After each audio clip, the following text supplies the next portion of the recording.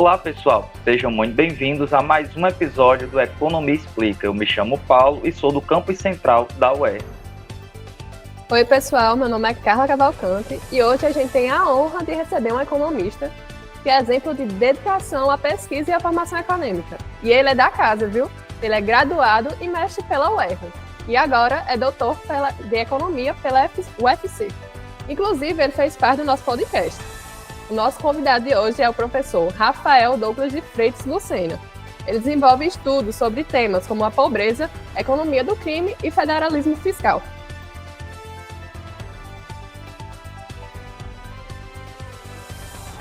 Obrigado. Olá, Rafael, seja bem-vindo ao nosso podcast. Bom reencontrá-lo depois de todo esse período. E aí, para a gente começar, conta para a gente no que o senhor está trabalhando nesse momento, quais projetos está desenvolvendo, como é que está sendo essa fase do pós-doutorado? Bem, Paulo, Carla, né? Primeiro, eu gostaria de agradecer o convite feito pela professora Elza e também parabenizar pelo sucesso da Economia Explica, né? É uma satisfação poder participar aqui com vocês de mais um episódio, tá? Paulo, atualmente eu estou como economista da Secretaria de Planejamento e Desenvolvimento Econômico, né, de Pau dos Ferros. Estou aqui há um ano, basicamente há um ano, né? E um dos focos, né, do meu trabalho aqui nessa secretaria tem sido buscar, né, institucionalizar a produção de boletins informativos, tá? Como a criação de panoramas de emprego local, né, até mesmo regional, aqui do Alto Oeste, tá? Perfis das empresas que estão aqui, né, localizadas, um raio-x das escolas do município, tá? Também mapear fluxos financeiros regionais, né, através da análise de transação PIX, né, com destino a Pau dos Ferros, para identificar se esses municípios circunvizinhos eles estão, né, levando ali os recursos de fato para Pau dos Ferros, tá? E além de calcular, né, indicadores de pobreza multidimensional com base, tá, nos dados do censo de 2022, né, que ainda, né, vão ser disponibilizados de forma integral, tá? E aí, Paulo, eu acredito que tudo isso aí, né, esse esforço que eu venho tentando implementar como agenda, eu acredito que isso é fundamental para qualificar o debate público, tá? E embasar políticas mais eficazes, tá? De modo geral, né? E com relação aos projetos que tu tinha comentado, né?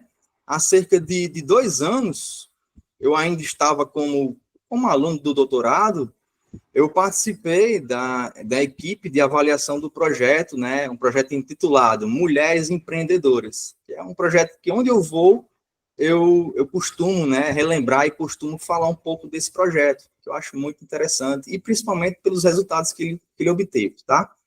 Esse projeto ele foi desenvolvido pela Secretaria de Desenvolvimento Econômico de Fortaleza, tá? E nesse trabalho, né, nesse projeto que participei, a gente compara, né, mulheres que receberam apoio da política com um grupo de controle semelhante, né?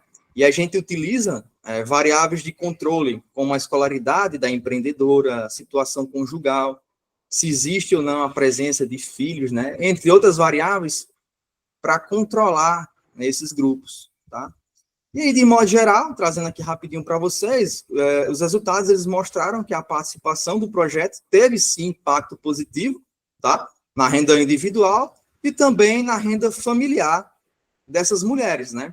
E aí você pode, né, ter isso aí como um exemplo claro de como a política pública, quando ela é bem direcionada, ela pode fazer a diferença, né? Bem, com relação à academia, né, do ponto de vista acadêmico, eu tenho pesquisado temas, como vocês bem colocaram, né, federalismo fiscal, economia social, né, com foco aí em questões da criminalidade e também da pobreza, tá? Além de ter participado, né, em parceria com um colega na época do doutorado, de um estudo que analisou os efeitos das medidas de restrição adotadas durante a pandemia da Covid-19. E, mais recentemente, né, na minha tese, eu venho trabalhando aí com a inflação, tá bom? Paulo, com relação a esse período do pós-doutorado, sabe, embora muito recente, né, acho que não tem aí 3 meses, 2 meses, vamos fazer 2 meses, né, tem sido muito produtivo, né, eu considero que tem sido muito produtivo justamente por poder, né, praticar e aplicar o conhecimento de algum modo, né, na prática, né. E ao mesmo tempo eu vejo que esse momento que eu estou hoje como um momento de transição, né, uma fase que estou amadurecendo profissionalmente e que vou me seguir, né, vou seguir dedicando meus esforços para buscar novas oportunidades, e buscar novos caminhos, né? A gente tem que sempre buscar o melhor, né? A todo momento. Tá? Bem, você falou sobre alguns temas de pesquisa, né? Sobre mulheres empreendedoras, sobre o crime, a pobreza. Jamais dessa questão do doutorado. A gente sabe que é uma etapa desafiadora. E quais foram os caminhos que levaram você à escolha dessa decisão de fazer o doutorado e fazer na UFC? Qual foi o foco principal da sua tese de doutorado? Certo. Bem, Carla, excelente pergunta, tá? Principalmente para os alunos, né, que vão ouvir depois do podcast. Eu tomei a decisão de seguir, primeiramente, né, para o mestrado, ainda no 8º período da minha graduação, né? Quando eu tive a oportunidade de conhecer o professor Rodolfo, lá na disciplina de crescimento econômico, né? Uma disciplina que achei interessante demais. A gente trabalha com instituições, a gente trabalha com o que leva ao crescimento econômico. Talvez você já deva ter pagado essa disciplina. Enfim, eu considero que o professor Rodolfo ele foi fundamental, né, para me apresentar esse caminho, tá, da pós-graduação. Mostrar o que era possível, né, trilhar dentro da carreira acadêmica de modo geral. Mas é claro que a caminhada em si, tá, o esforço diário, o trabalho duro, né, a gente tem que ter isso em mente, né, é algo que cabe a cada um de nós, né, tá bom?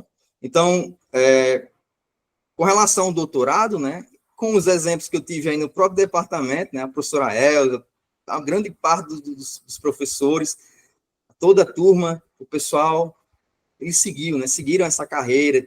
A gente tem exemplos a ser seguido, né, dentro do próprio curso.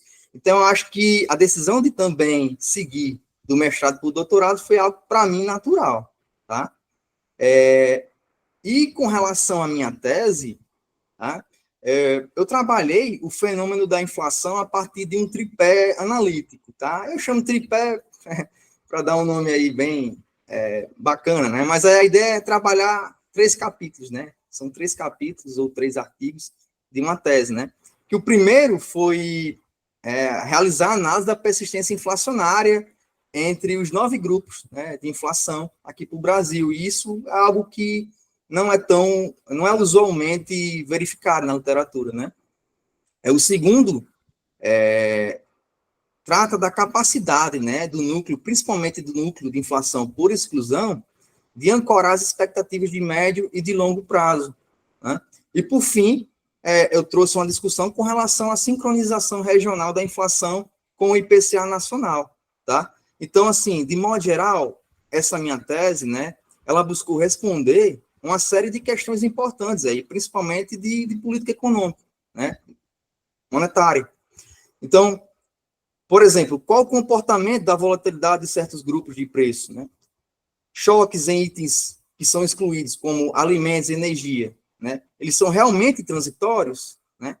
O núcleo de inflação, de fato, ele serve como referência confiável para os agentes formarem expectativas de longo prazo, né? Além disso, existe sincronização entre as regiões do país? Se sim, ela é simétrica ou assimétrica? Há regiões que antecipam esses choques, né? Em qual direção esses movimentos acontecem, né? Então, todas essas questões são altamente relevantes do ponto de vista de política monetária, né? A ideia, basicamente, né, para finalizar, é que, ao entender esses comportamentos com mais precisão, o Banco Central ele vai, né, tomar a decisão mais eficaz, né, o que, em última instância, contribui para a estabilidade econômica do país. Ok? Perfeito, Rafael. E assim, nessa temporada, o projeto Economia Explica, a gente tem abordado temas mais voltados para o dia a dia, para o cotidiano das pessoas, do ponto de vista mais prático. E aí, dentre esses temas que você apresentou aqui, qual você julga que hoje, no contexto brasileiro que a gente está vivendo, ele é o que está em mais evidência, o que precisa realmente ser mais trabalhado, e aí tanto pelos estudantes de economia, como pelos profissionais já graduados? Bem, Paulo, olha, é difícil, viu? Mas essa aí é uma pergunta crucial, né? Realmente, para o contexto brasileiro. E eu considero que entre esses temas que foram apresentados, né, e que eu pesquiso, eu considero, por exemplo, como a economia do crime, a pobreza, finanças públicas, né? Eu diria que a pobreza, ela é, aí, sem dúvida, o tema mais urgente, né, nesse contexto, tá? No Brasil. Né? Aí você me pergunta, mas por que pobreza, né?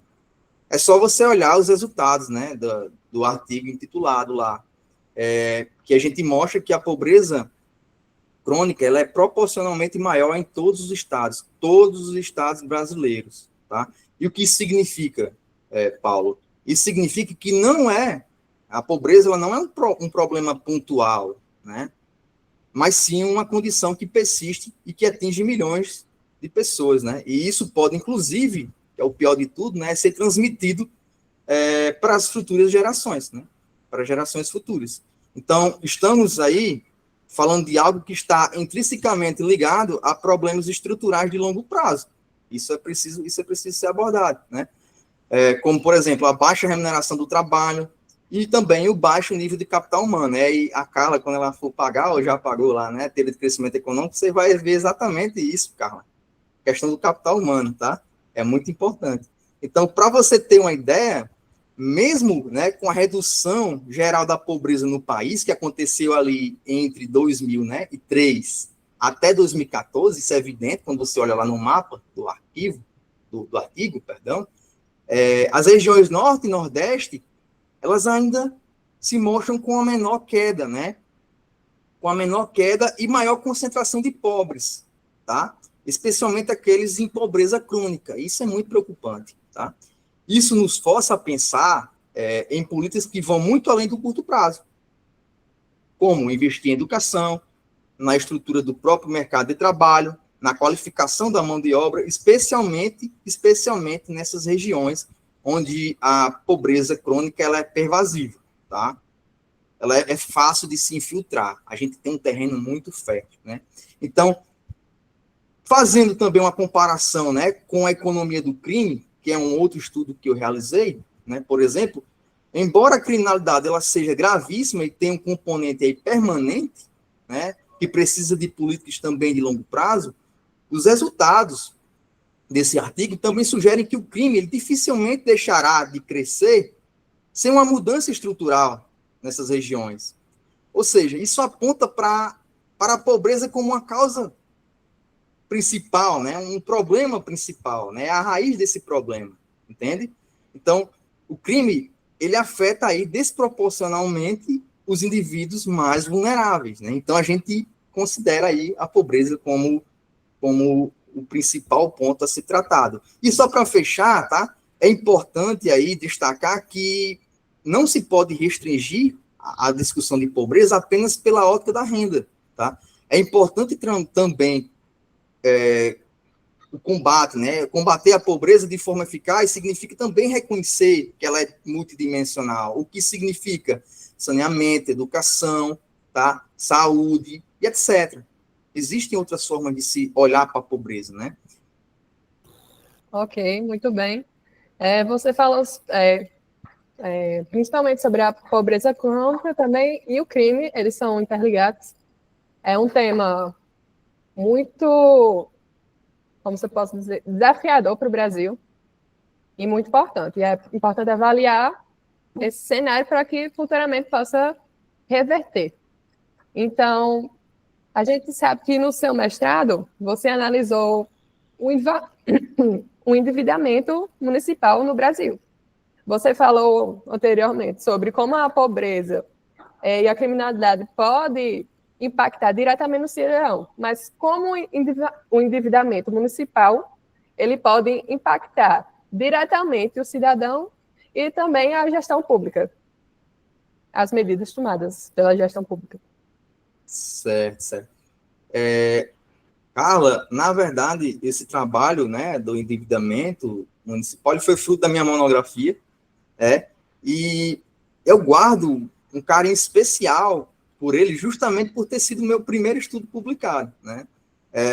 E a gente vê a nossa evolução, né, ao longo do tempo, né, com os próximos estudos, com as próximas publicações, e eu devo muito, né, aos meus professores, né, todo esse avanço.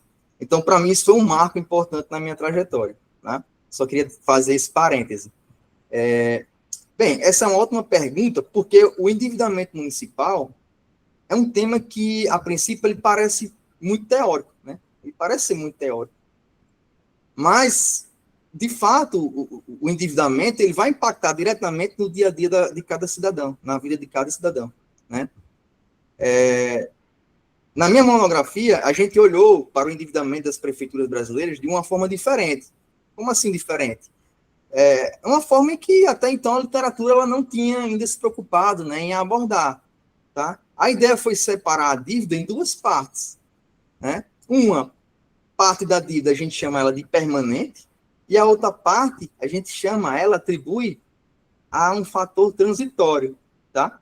Então, de forma bem simples para explicar, imagine o seguinte, a dívida permanente, ela seria como uma herança, tá, de governos passados, algo que viria a se perpetuar ao longo do tempo, ciclo após ciclo, né? Ou seja, de 4 em 4 anos se perpetuando ao longo do tempo. Tá? Já a dívida transitória é aquela que surge e se dissipa rapidamente. É uma dívida pontual. Geralmente, essa dívida, ela está ligada a decisões e desequilíbrios fiscais do próprio ciclo orçamentário, tá? Então, aí você me pergunta, como isso impacta diretamente a gestão pública e a vida dos cidadãos, né? Depois de ter explicado, né, a fundamentação do próprio trabalho. Então, para a gestão pública, a gente tem aí o quê? Um aumento da clareza e a própria responsabilidade, né? Já que os resultados, eles mostram que para a maioria dos municípios, né, a dívida ela é, em grande parte, formada por um fator transitório.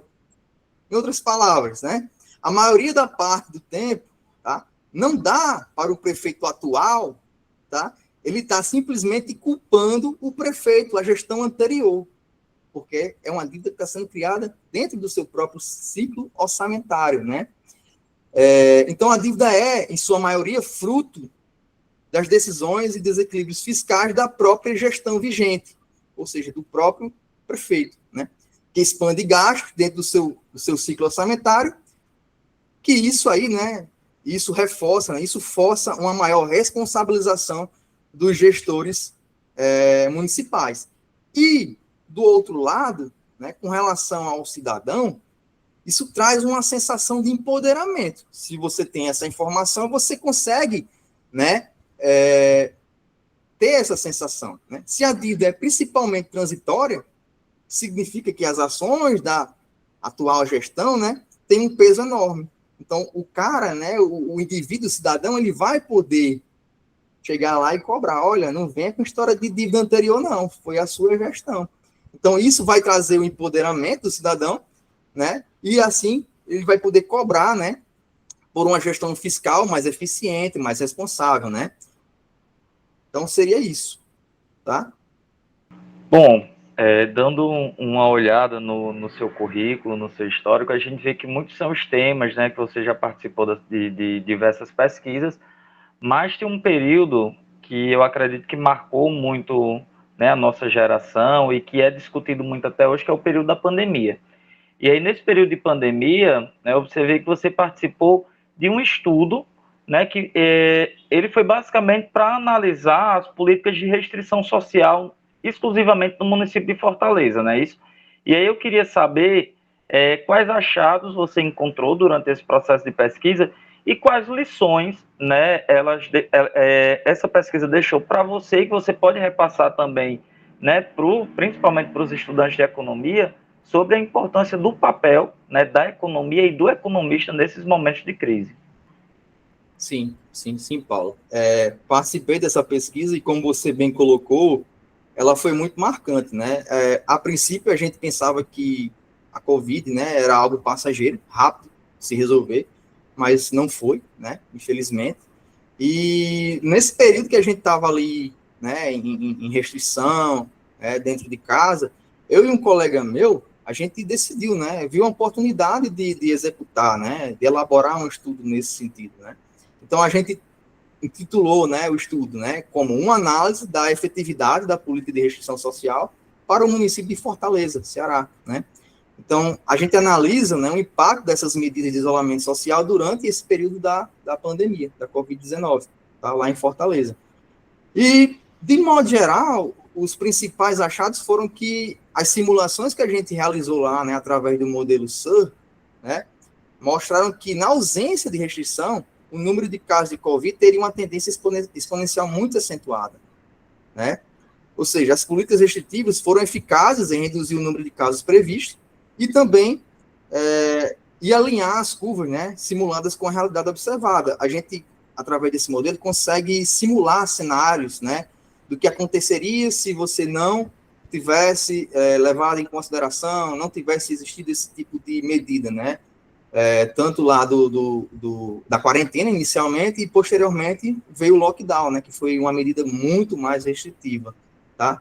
Então, a grande lição que fica, né, que esse estudo apresenta é que ele deixou o papel da economia em momentos de crise. Que papel seria esse? É a importância fundamental de equilibrar o trade-off entre saúde, que a gente tem esse dilema, né, esse trade-off entre saúde e danos econômicos. Existia uma turma que se preocupava totalmente com a questão das vidas, ok, mas também tinha uma turma que falava, não, a gente também não pode permanecer por muito tempo assim. Infelizmente, infelizmente, na vida, as coisas funcionam dessa maneira, no trade-off, né? Você não pode ter tudo ao mesmo tempo. Para você ter um pouco mais de algo, você tem que perder, né, ou abrir mão de outro, né, de outra coisa. Não é isso? Então, tem esse ponto aí do trade-off, né? Então, é crucial que os policymakers, eles ajam rapidamente com estratégias, né, adaptadas a cada realidade. Isso é crucial para você reduzir e minimizar essas perdas, né? E aí, obviamente, que Fortaleza foi um caso, mas com certeza, se esse estudo fosse realizado em Mossoró, em outra capital, a gente teria um outro contexto, tá bom? Só queria deixar isso claro. Já vimos que você teve experiência com vários âmbitos de pesquisa, né?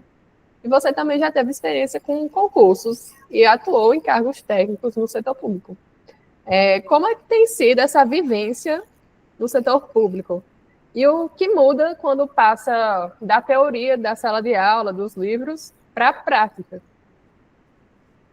Bem, Carla, sim, Carla, eu tive essa oportunidade, né? E eu desejo a todos os alunos que realmente também tenham, né? Pelo menos que busquem ter, né, essa oportunidade. É muito enriquecedora, tá? Então, como você bem colocou, eu tive a oportunidade de atuar em alguns contextos do setor público e, de fato, foi uma vivência muito importante para mim, tá? Vou citar alguns aqui, né? Em Fortaleza, como eu mencionei anteriormente, eu participei da avaliação do programa lá, Mulher Empreendedora, né? Já em Mossoró, eu integrei a equipe técnica do professor Rodolfo, na época, tá? Acho que era o governo de Rosalba, na época, trabalhando aí com projeções de casos da Covid, tá? E foi uma experiência particularmente relevante durante esse período. Eu já vinha com esse trabalho lá em Fortaleza, que tinha publicado, mais acadêmico, e junto com o professor Rodolfo eu tive a oportunidade de trabalhar junto com a administração pública para a gente trabalhar nesse ponto, né, de previsões de casos, né, da Covid. Aí, por que isso é relevante, né? Esse tipo de projeção, ela é fundamental, porque o número de leitos hospitalares, ele é limitado, né? Os recursos são limitados, né? A gente aprende isso no primeiro período de economia, né? E diante da velocidade que se propagava esse vírus, né, era crucial se antecipar, se organizar, se ter uma previsão, né, do número de infectados e de óbitos para permitir uma alocação mais eficiente desses recursos da saúde, né, recursos preciosos, inclusive, né. Aí você tinha questão de UTI, número de leitos, né, respiradores, equipes, tudo isso aí era realocado, era projetado com base nesses estudos técnicos, né, que foram realizados, tá, na época. Então, sem esse planejamento baseado em evidências, né, o risco do colapso do sistema seria muito maior, né. Obviamente, a gente sentiu na pele que faltou, né, faltou sim, leitos, faltou muita coisa, mas a gente tem que olhar o seguinte, e sem o que foi feito, será que não seria muito pior, né? Tem esse ponto, essa análise que também deve ser levada em consideração, né? E atualmente, como também já comentei, né, estou na Secretaria de Planejamento de Paulo César, onde venho contribuindo, né, com a estruturação de estudos e indicadores que possam aí subsidiar, né, nesse processo decisório. Então, é difícil, a gente encontra algumas resistências em alguns momentos, mas a gente trabalha e é teimoso, né? A gente tem que ser teimoso. Então, atuar em uma secretaria municipal tem me mostrado, na ponta, né, da lança logo, a importância e também o desafio, tá, de traduzir evidências e dados em ações concretas, né? Uma das maiores dificuldades que eu até comentei antes de começar aqui o podcast, né, tem sido justamente convencer sobre o valor das decisões baseadas em evidências, né, especialmente em contextos onde a intuição, a urgência política ou a prática já consolidada de algo, né, elas ainda predominam, tá? Então, você ter essa capacidade, esse poder de convencimento é muito desafiador, tá? Então, bem, e com relação a essa transição, né, da teoria para a prática, na gestão pública, ela é muito marcante, né? Na sala de aula, a gente lidar com modelos, com cenários, digamos assim, controlados, né, tudo mais constante e tudo mais, mas na gestão a gente lida com urgência, né? Chega lá, olha, a gente precisa disso aqui para agora e tal. Então, tem a escassez também de recursos, né? Com a necessidade de traduzir análise em soluções viáveis e compreensíveis. Então, a gente precisa pegar o que a gente vê na teoria e colocar isso em uma linguagem acessível. O gestor público, muitas das vezes, ele não vai ter o conhecimento teórico para entender taxa marginal de substituição, ele não vai entender isso, entendeu? Então, você tem que chegar e explicar de uma forma que ele se sinta recebido, assim, que entre fácil, né, na mente do gestor, que ele compreenda bem o que está sendo dito, tá? Isso também eu posso lhe dizer que quem tem quem tem isso tem uma qualidade, é um diferencial, tá? Então, seria isso, né? Bom, a gente já teve outros convidados, economistas também, que vinham de uma outra área de atuação, né? Mais do mercado, aquela visão mais tradicional, né? Do profissional da economia que atua ali nos mercados, nas instituições de investimento. Mas a gente percebe que você optou por um outro caminho, né? Hoje você está ocupando um cargo público, fruto de um concurso público, e aí eu queria saber de você, assim, até para os nossos outros colegas estudantes que estão se preparando para uma futura carreira, qual foi o ponto mais importante na sua preparação, né, para poder ingressar, né, no serviço público através de um concurso? Se você tem alguma dica para quem está pensando em seguir essa outra área que não era muito conhecida, mas que hoje as pessoas estão percebendo que há campo de atuação para o economista no serviço público. Sim, Paulo. a vida realmente de concurseiro, ela não é fácil, né? E você também sabe disso. Você passa por isso, você passou, eu acho, né? E deve ainda passar, que eu conheço você um pouco e sei que você é um cara que está sempre ali, ó, buscando, né? Então, eu optei por fazer, né, alguns desses concursos como forma de diversificar os caminhos e mitigar os riscos, né? É aquele princípio lá, né, da diversificação. Então, já que nesse processo todo, né, existe muita incerteza. Então, nada mais correto, ao meu ver, como um bom economista, né, a gente diversificar o risco, tá? O mais importante na minha preparação, eu considero que, sem dúvida, foi a base sólida que eu construí, tá, ao longo dos últimos anos aí, na UERN, tá? Especialmente no mestrado. No mestrado, a gente conseguiu ter aí, de fato, um treinamento muito, muito rigoroso, né? Então, o curso, ele nos dá essa formação técnica robusta, que vai além da teoria, e também vai preparar, né, para enfrentar qualquer processo seletivo aí com confiança, tá? Mas, assim, de fato, essa base sozinha, ela não vai ser o suficiente. É fundamental, como um bom concurseiro, você sentar e também treinar, né, bem, você conhecer bem a banca, né, entender o estilo das provas, né, revisar conteúdos de forma estratégica, resolver muitas questões, de modo geral, tá? Então, o concurso em grande parte, uma questão de preparo técnico e emocional. A gente também precisa ter esse lado emocional muito bem preparado, né? A gente precisa entender uma reprovação como um degrau que você está subindo. Uma hora eu chego lá, né? Então, quem está pensando em seguir esse caminho, né, dos concursos, minha dica né, escolha bem as áreas com as quais você mais se identifica, monte um plano de estudo consistente e simule, façam muitas questões, né? Mantenha a consistência. A aprovação, ela vai vir aí, tá? Uma hora ou outra. Você mencionou sobre a base sólida que a UERN te proporcionou. Como é que você enxerga o papel da universidade pública, especialmente a UERN, na formação desses economistas preparados para enfrentar os desafios da realidade brasileira?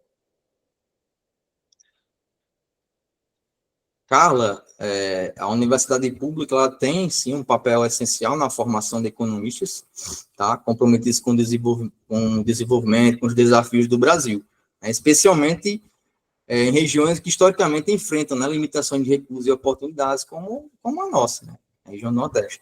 Então, no caso da UERN, tanto por graduação quanto de pós-graduação que nós temos, né, em ciências econômicas, aqui no Campo Central, tem qualidade comparável, que eu considero, a outros centros tradicionais, como Fortaleza e João Pessoa, tá? Que eu conheço colegas e tenho colegas nesses centros, tá? Então, a formação que recebemos, de modo geral, ela é sólida, crítica e também conectada com a realidade regional e a nacional, tá? Um exemplo disso, que eu tenho orgulho de falar a respeito, né? É a inserção de nossos egressos, né? Ex-alunos da UERN, que estão atuando aí, né, em instituições como o IMB, né, lá o Instituto Mauro Borges, lá em Goiás, tá? Isso demonstra a excelência do ensino oferecido aqui, né, na nossa UERN, tá? Mas faço uma partezinha aqui, né? Infelizmente, muitos desses profissionais, eles não conseguem ser absorvidos pelo nosso próprio Estado, né? Que aí eu acredito que a gente deveria mudar isso, tá? Isso aí nos traz, né, essa questão, né, uma contradição, de fato, né, porque a gente forma gente qualificada, mas a gente não consegue, né, criar as condições, as oportunidades para manter essa turma aqui. Então, a gente, de um modo ou de outro, a gente tem uma fuga, né, tem uma fuga de pessoas que poderiam estar pensando na economia, que poderiam estar levando o nosso Estado para frente, né. É só uma parte que eu fiz aqui para reflexão mesmo, né? Perfeito. E aí vamos colocar você mais uma vez aqui para opinar um pouco, né? Muitos alunos têm dúvida em seguir, né, na área da pesquisa ou da carreira acadêmica ou buscar já diretamente o mercado de trabalho. E aí, quais conselhos você teria para dar para essas pessoas do curso, né, que estão começando a pesquisar e a descobrir, né, as possibilidades a serem seguidas? Paulo, nas disciplinas de introdução à economia, eu sempre gostava de tocar nesse ponto, né, que é a questão do custo de oportunidade. Então, o aluno ele precisa entender o custo de oportunidade das suas escolhas, tá? Então, nem sempre dá para fazer tudo ao mesmo tempo. Então, é importante ter clareza sobre onde ele quer chegar e o que está sendo, e o que o aluno está disposto, de fato, a abrir mão, né, nessa trajetória, nesse processo. Então, quem quer seguir na pesquisa precisa se preparar para uma trajetória mais longa, né? É mais árduo, é muita leitura, escrita, dedicação, né? Muitos nãos, tá? Já quem pretende ir aí para o mercado ou prestar concurso, tá?